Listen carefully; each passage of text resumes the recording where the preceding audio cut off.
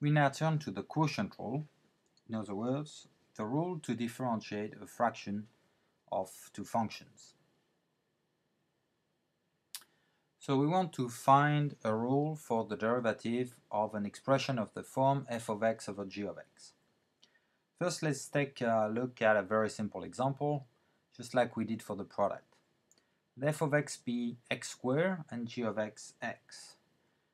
Then f of x divided by g of x is just x, and therefore its derivative is just the constant function 1.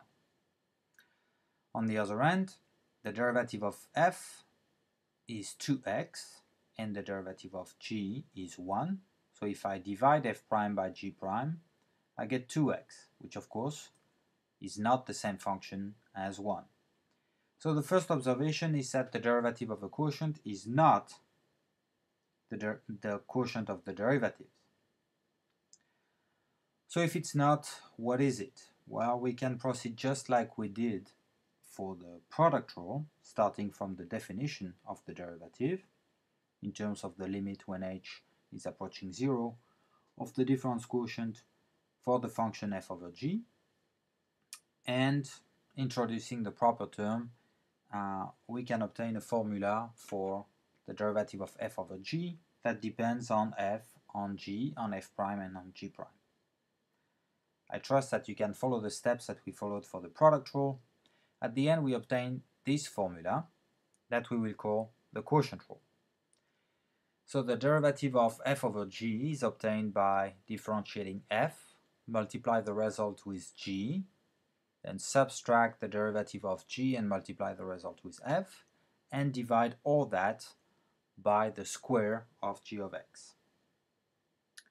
So let me rephrase that one more time. We're differentiating a fraction, so there is a top and there is a bottom. And when we differentiate the fraction, we start with the derivative of the top. We multiply that by the bottom unchanged. Then we subtract, and this is important, this is a big difference with what we had for the product rule. We subtract the derivative of the bottom, multiply by the top unchanged, and then we divide all that by the square of the bottom. So let's look at an example. Let's say we want to differentiate the function 3x to the fourth minus 2x cubed plus 3x minus 4 divided by 2x squared minus x plus 1. So according to the formula we have, the derivative of this fraction is going to be itself a fraction, and we're going to try to follow the formula. This is what plays the role of f of x, or of the top, right? 3x to the fourth minus 2x cubed plus 3x minus 4.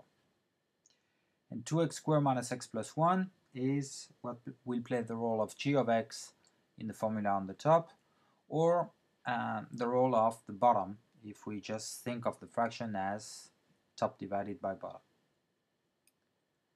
So we start by the derivative of the top, in other words, the derivative of 3x to the fourth minus 2x cubed plus 3x minus 4. It's a polynomial, it's easy to differentiate. We obtain 12x cubed, because this is 3 times 4x cubed, minus 6x squared, because this is 2 times 3x squared, plus 3, because the derivative of 3x is 3. Then we multiply that by the bottom unchanged. The bottom here is 2x squared minus x plus 1, so we just multiply by this quantity. Then we subtract the derivative of the bottom. This is the derivative of 2x squared minus x plus 1, so we obtain that we subtract 4x minus 1, multiply by the top unchanged. The top here is 3x to the fourth minus 2x cubed plus 3x minus 4, so we just rewrite this expression. And all this is divided by the bottom squared, which in this case is 2x squared minus x plus 1 squared. Depending on what you want to do with this derivative, you may have to simplify this expression, but for now what we focus on is just applying the formula. and we're not going to worry about simplifying algebraically the expressions we obtain. So now we have established a formula to differentiate a product and a formula to differentiate a quotient. And of course, sometimes we may have to combine these formulas. Consider, for instance, the function defined in the following way. You consider the product of root x plus 1 over x with x squared plus x plus 1, and then divide the result by 2x cubed plus 2 over x squared. And we want to differentiate this function. So because I have a quotient of two functions, I'm going to have to use the quotient rule, and I'm going to obtain again a fraction. And let's try to start with the quotient rule. Right? We have top and bottom, the top in red, the bottom in green. And you see that applying the quotient rule, we have to start with the derivative of the top. But the top is itself a product.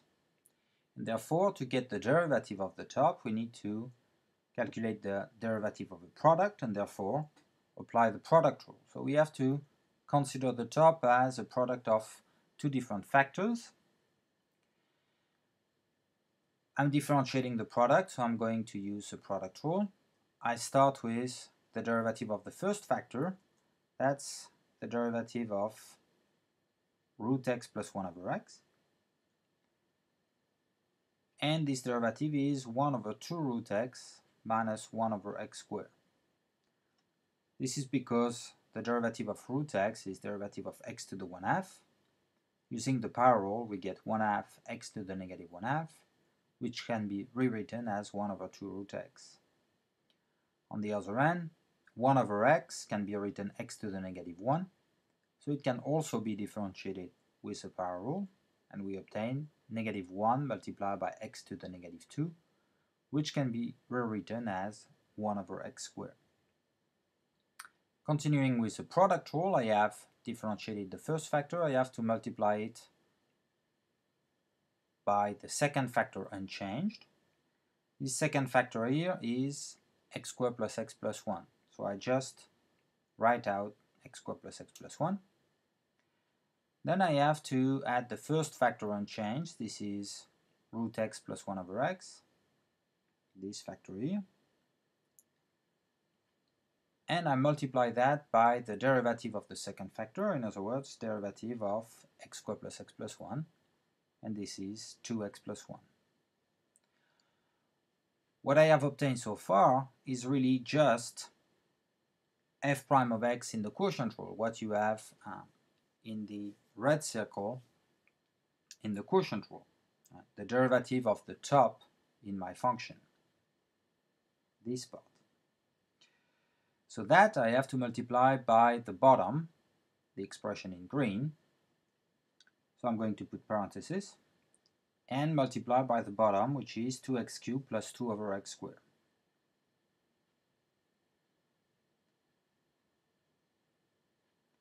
Then I have to subtract the derivative of the bottom. I need some space, so I'm going to move the fraction sign. And this is the derivative of 2x cubed plus 2 over x squared, and we obtain 6x squared minus 4 over x cubed. The reason is that when I differentiate 2 over x squared, it's like 2x to the negative 2.